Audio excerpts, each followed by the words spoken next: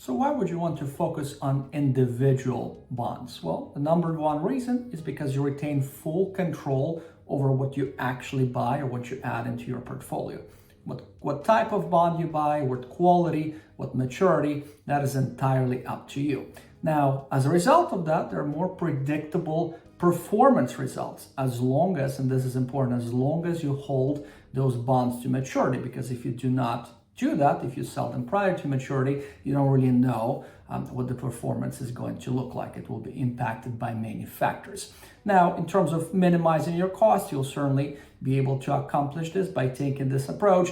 In most cases, when you buy bonds, you'll either pay a small transaction fee, or with treasury bonds specifically, there's no transaction fee in place. Now, there are also some disadvantages of this approach. And one of them is the fact that you would most likely need to spend quite a bit of time researching the bonds you buy, and working with the assumption that you will want to buy many of them to fully diversify your portfolio.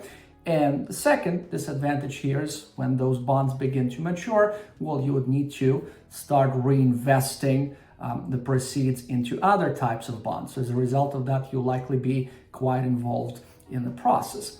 And then finally, which is what perhaps some people misunderstand, is the fact that with individual bonds, you have access to the inventory that is offered by your custodian or by your brokerage company. And in some cases, you'll simply not have access to certain bonds. Usually applies to corporate bonds or perhaps more sophisticated types of bonds. So keep that in mind. It works very differently compared to buying individual stocks.